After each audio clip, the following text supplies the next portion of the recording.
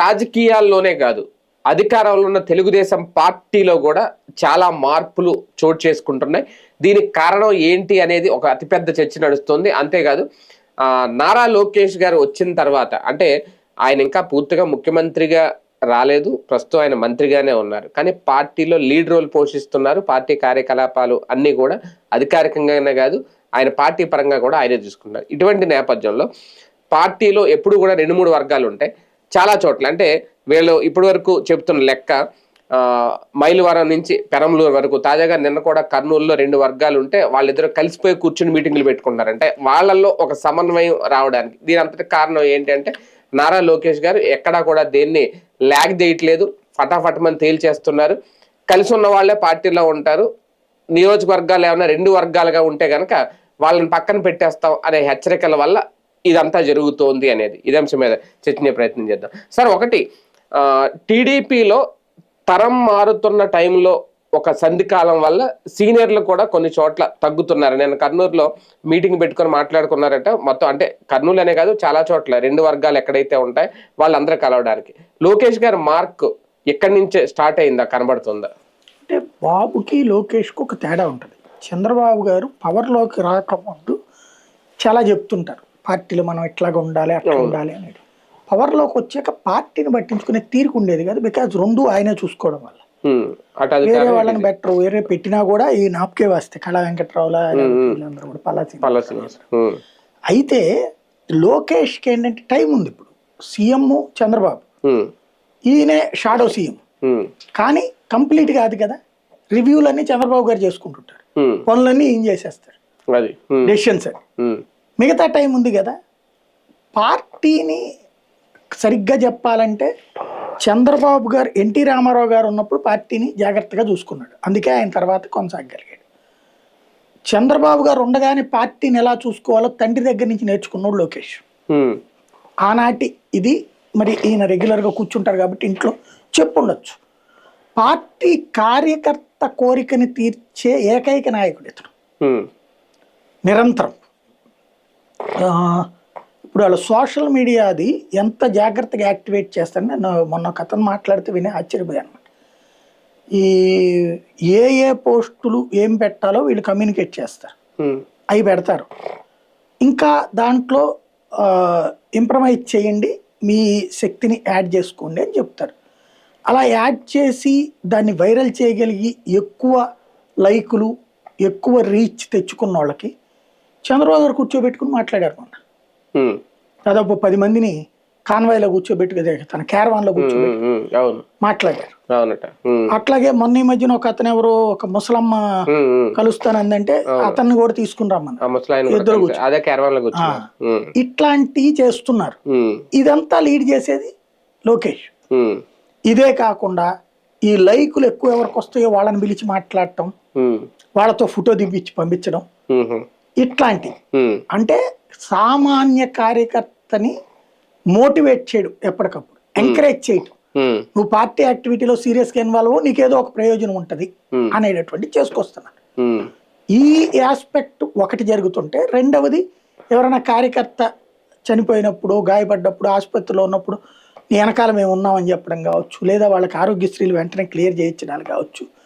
తర్వాత ఇదివరకు ఆరోగ్యశ్రీ నడిచింది, ఆరోగ్యశ్రీలో ఎంత చేసినా రాజశేఖర్ పేరే వస్తుంది కాబట్టి వీళ్ళు ఆరోగ్యశ్రీని పక్కన పెట్టేశారు, ఇప్పటికీ బిల్లులు ఇవ్వట్లేదు. కానీ ప్రతి నెల కూడా సీఎం రిలీఫ్ ఫండ్ అని డబ్బులు రిలీజ్ చేస్తున్నారు. ఒక్కొక్క ఎమ్మెల్యే 40 నుంచి 50 లక్షల రూపాయలు నెలకి, 40-50 లక్షలు చెక్కులు తీసుకెళ్ళి ఇస్తాడు. అంటే అది ఎవరికి ఇస్తారు? మీకు నాకు ఇవ్వరు. తెలుగుదేశం అభిమాని అయిన కార్యకర్త, లేదా ఆ అభిమాని అయిన కార్యకర్త ఎవరినైతే రెఫర్ చేస్తాడో వాళ్ళకి. అలాగని పూర్తి బిల్లు అవ్వదు, ఎన్ఓసీలు ఇప్పించడం ఇవన్నీ కూడా పూర్తిగా ఏం అవ్వదు, కానీ ఒక ఎంతో కొంత అయితే వస్తుంది. ఇది రెగ్యులర్ గా రన్ అవుతుంది. తద్వారా కార్యకర్తకి ప్రమోట్ చేయటం. అంటే కార్యకర్త దగ్గరికి వెళ్తే మనం ఏదన్నా ఇప్పుడు ఏ క్యాన్సర్ వచ్చింది, లేకపోతే ఏ ఇదో వచ్చింది, మన ఇంట్లో డబ్బులు తట్టుకోలేము. టీడీపీ కార్యకర్తనే ఉన్నా టచ్ చేస్తే అతను ఎమ్మెల్యే దగ్గర తీసుకుపోతే ఈ పని జరుగుతుంది. సరే, దానికి ఎవడన్నా తింటే వాడికి తప్పు, లోకేష్ తప్పు కాదు, వాళ్ళు ఏం డబ్బులు తినకుండానే ఇస్తున్నారు. ఎమ్మెల్యేలు ఇప్పుడు చెక్కులు కూడా డిస్ట్రిబ్యూషన్, అది కూడా ఫోటోలు తీయాలి, ప్రొజెక్ట్ చేయాలి. ఇది పబ్లిక్ లో కూడా రీచ్ వెళ్తది కదా. అవును. ఇట్లాంటి కాన్సెప్ట్ చేస్తున్నాడు. అట్లాగే ఈ నాయకులది ఎవరైతే దారి తప్పుతున్నారో వాళ్ళకి పిలిచి పార్టీ వైఖరి ఏంటో చెప్తున్నారు. చంద్రబాబు గారి పేరుతో చెప్తున్నారు, చెప్పేది లోకేష్. ఇప్పుడు మొన్న బోండా అవమాని పిలిపించి మాట్లాడించినప్పుడు నీ ఉద్దేశం ఏంటి, పార్టీకి వ్యతిరేక చిచి సమస్య లేదు, నేను పార్టీ కోసం తన్నులు తిన్నోడిని, ఓన్లీ నేను అక్కడ నేను వెళ్ళింది కూడా రాము పెట్టిన ప్రోగ్రామ్ అని వెళ్ళాను, అక్కడ ఉన్నప్పుడు మీకు తెలుసు కదా ఎవరన్నా వేరే పార్టీ వాడు కనబడ్డాడు కదా అని మనమే విలన్లాగా చూడం కదా, నమస్కారం పెడతాం, నమస్కారం పెట్టినప్పుడు పక్కన సీట్ ఖాళీ చేస్తారు ఎవరైనా, కూర్చుంటాము అంతే తప్పించి ఇదేమి ఇది కాదు, లేదా అది వైసీపీ వాళ్ళు పెట్టిన ప్రోగ్రాం కాదు అని చెప్పాడు. నేను పార్టీ వేరే విధేయుడిని అని చెప్పాడు. దెన్ ఓకే క్లోజ్ ఆ ఉదంతం అని చెప్పేశాడు పల్లసీన. బట్ నువ్వు వెళ్ళి వేరే వాళ్ళతో కలిసినప్పుడు ఖచ్చితంగా మేము పిలుస్తాం, ఇంకొకటి అట్లా మాట్లాడకుండా ఉండటం ఓ సంకేతం. అఖిలప్రియని పిలిచారు, అఖిలప్రియ అహోబిలం మఠం ఇష్యూ చేసింది, అహోబిలం మఠంకి సంబంధించిన హెడ్ అయినా వీళ్ళ పార్టీ అతనే ఆ కమిటీ. ఈ నువ్వు చేస్తున్నది ఆ ఎంట్రుకలకి సంబంధించి వేలం వేస్తా. ఇంకోటి ఈ ఆలయాల సొమ్ముల మీద కనుబడ్డే కొంతమంది నాయకులు, వీళ్ళు ఏంటంటే ఇదివరకు ఆలయానికి ఒక 100 కోట్లు వస్తుందంటే ఇప్పుడు అందులో 70 కోట్లు వీళ్ళు వీళ్ళ మనుషులకు కాంట్రాక్ట్లా లేకపోతే ఇంకోటి చేస్తున్నారు. అట్లాంటిది చెయ్యొద్దు అనే సంకేతం అఖిలప్రియని పిలిచి ఇచ్చారు. అహోబిలం మాట నీకేంటి అంటే లేదు అక్కడ డబ్బులు తినేస్తుంటే అదేదో కాగితం రాసి మాకు మేము చర్చ చేపిస్తాం దేవాదేశాఖ, అంతేగాని నువ్వెందుకు దాంట్లో ఇన్వాల్వ్మెంట్ అన్నారు.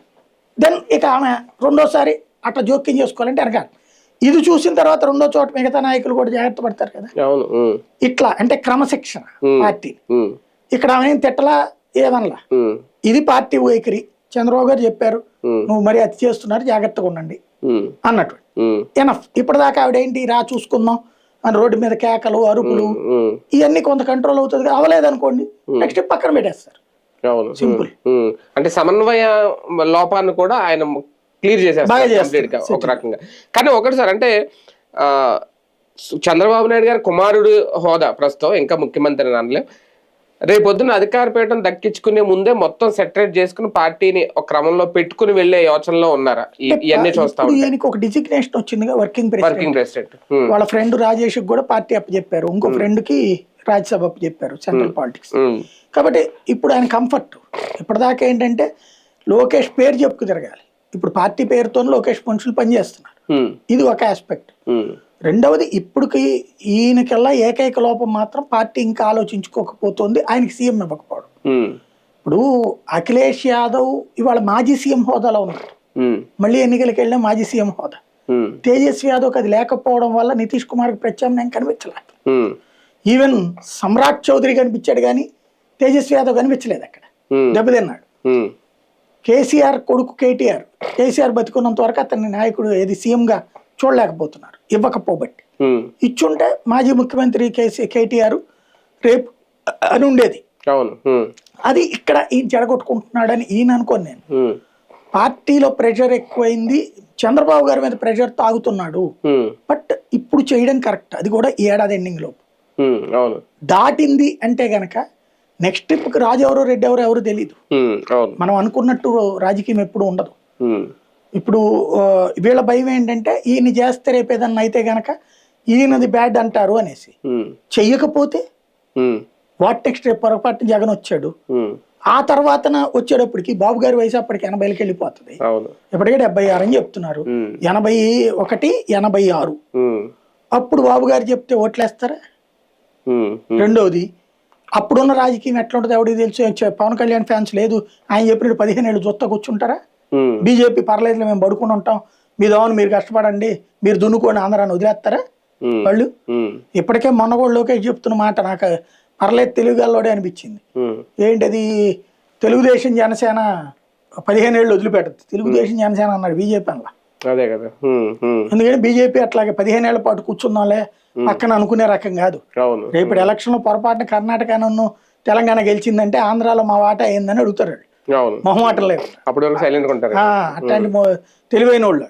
నవీన్ పట్నాయక్ లాంటి వాడికే సినిమా చూపించినోడు, నితీష్ కుమార్ లాంటి వాడిని పక్కన పెట్టినోడు, రాజకీయం ఎట్ట చేయాలో బాగా తెలిసిన. కానీ బాబు గారితో కొన్ని బుజ్జగింపులు లేదంటే కొన్ని ఏదో అంటారు కదా దండోపాయాలు అలాంటివి ఉండేయట. కానీ లోకేష్ గారు అంతా ఫటాఫట్ మని తేల్చేస్తున్నారు, సీనియర్లు కూడా సర్దేసుకోవాల్సి వస్తుంది, సర్దుకుపోవాల్సి వస్తుంది. తరం మారినప్పుడు మారుతుంది. ఇప్పుడు ఎన్టీ రామారావు ఆగ్రహమైన అనుగ్రహమైన చాలా వేగంగా ఉండేది. ఒక మనిషి వస్తే నచ్చాడంటే గనక అబ్బో అంటే ఆయన ఆయన జోలికి ఇంకెవడు వెళ్ళేవాడు కదా పార్టీలో. ఆయనకే కోపం వచ్చిందంటే పార్టీలో పక్కన పెట్టని చూసేవాడు. ఇది ఎన్టీ రామారావు స్టైల్. చంద్రబాబు నాయుడు చాలా సాఫ్ట్ కార్నర్ మనిషి ఫ్రమ్ ద బిగినింగ్. సాధారణ కార్యకర్త కోపాన్ని కూడా నువ్వు ఆగు బ్రదర్ చూద్దాం, సెట్ చేద్దాం అనే రకం. ద్వేషించిన వాళ్ళని కూడా దూషించిన వాళ్ళని కూడా మళ్ళీ పార్టీలోకి తెచ్చుకున్న రకం ఆయన. అంటే అది డెమోక్రసీలో ఒక పార్ట్ అని ఫీల్ అయినాడు. ఎన్టీ రామారావు తిడితే వెనకది అలా, చంద్రబాబు నాయుడు తిట్టిన వాళ్ళు మళ్ళీ వెనక్కి వచ్చిన వాళ్ళు ఉన్నారు. నన్నప్రాయణ రాజకుమారులు, పేరేంటి రేణుకా చౌదరి, వీళ్ళందరూ పార్టీని వదిలిపోయిన వాళ్ళే కదా, మళ్ళీ తోడొచ్చినటువంటి వాళ్ళే కదా.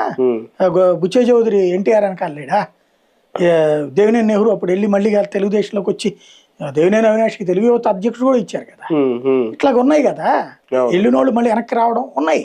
అట్లాగా ఇప్పుడు గద్దెరామన్ మొదటి ఇండిపెండెంట్ గా పోటీ చేసిన తర్వాత తెలుగుదేశంలోకి వచ్చాడు.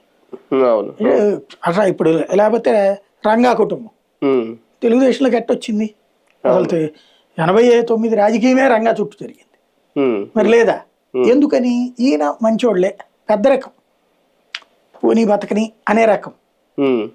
ఇది పార్టీని కంటిన్యూస్ గా అధికారంలోకి రానివ్వట్లేదు అనేది ఒక వర్గానికి ఫీలింగ్. కఠినంగా ఉండాలి అన్నది వాళ్ళ కోరిక తీరుస్తున్నాడు ఇప్పుడు లోకేష్. కానీ అంటే ఎమడగలుగుతారు రేపు పొద్దున్న లోకేష్ గారితో కలిసి సీనియర్లు అందరూ, కొన్ని జూనియర్లు అంటే ఓకే ఆయన కావాలని పక్కన పెడతాడేమో అనుకుంటున్నా. ఎందుకంటే కాలం మారినప్పుడు కొత్త నాయకత్వం. ఇప్పుడు కాంగ్రెస్ లో ఉన్న వాళ్ళందరూ జగన్ తో రాలా, కొంతమంది కాలగర్భంలో కలిసిపోయారు. పల్లన్ రాజా, చింత మోహన వీళ్ళందరూ ఏమైపోయారు? ఇప్పటికీ ఉన్నారు అక్కడ. హర్షవర్ధన్, హర్ష కుమార్ ఇట్లాంటి వాళ్ళు అందరూ ఏమైపోయారు? శాంతం వెళ్ళిపోలేదు పక్కకి. వచ్చిన వాళ్ళు కొంతమంది సెట్ అయ్యారు. ఉండవల్లి కూడా పక్క వెళ్ళిపోయినాడు. ఇప్పుడు బొత్స లాంటి వాడు ఉన్నారు. ఇలాంటి వాళ్ళు వచ్చారు కొంతమంది, ఇల్లు కృపారాణి ఇట్లాంటి కొంతమంది టీడీపీలోకి వెళ్ళిపోయారు. మారిపోలేదా తరం? నా కళ్ళెదురు ఉన్నానే నేను ఈ 34 ఏళ్లలో బోల్డ్ చూసా తెలుగుదేశం వాళ్ళని. ఇప్పుడు పార్థసారథి ఎవరు? వైసీపీ కాదు, అంతకుముందు కాంగ్రెస్ కాదా, తెలుగుదేశానికి వ్యతిరేకంగా తరం మారుతుంది పరిపాలనకు సంబంధించి టీడీపీలో. అదే టైంలో కొత్త తరం కూడా ఫామ్ అవబోతోంది. ఇప్పుడంతా కూడా చాలా మంది నాయకులని వదిలేసి వాళ్ళ బిడ్డలకి ఇచ్చాడు. మొన్న జేసీ ప్రభాకర్ రెడ్డి, జేసీ దివాకర్ రెడ్డి పక్కన పెట్టి అస్మిత్ రెడ్డికి ఇచ్చాడు. పరిటాల శ్రీరాము, పరిటాల సునీతకి ఈసారి ఇచ్చారు. నెక్స్ట్ పరిటాల శ్రీరాము లీడ్ చేస్తాడు. అట్లాగా ఎక్కడికక్కడ ఇప్పుడు ఆయన గోపాలకృష్ణమూర్తి గారు అబ్బాయి శ్రీకాళహస్తి, ఇట్లాంటివి మారిపోతాయి అంతే. కొత్త తరం, కొత్త రక్తం, మార్పు అయితే వచ్చేస్తుంది భవిష్యత్తులో. రైట్, చూద్దాం. మొత్తానికి టీడీపీలో ఇదైతే కనిపిస్తుంది. ఇప్పుడు ఒక తరం మారుతున్న టైంలో ఒక సర్దికాలం, అది కూడా సీనియర్లక రేపొద్దున్న వాళ్ళ భవిష్యత్తుకు సంబంధించి నారా లోకేష్ వేసే బాటలో కలిసి వెళ్తారా, విభేదిస్తే మాత్రం ఫటాఫట్ అన్నట్టే ఉంటున్నాయట ఆయన డెసిషన్స్. ఏం జరుగుద్ది, ఎలా ఉండబోతోంది చూద్దాం.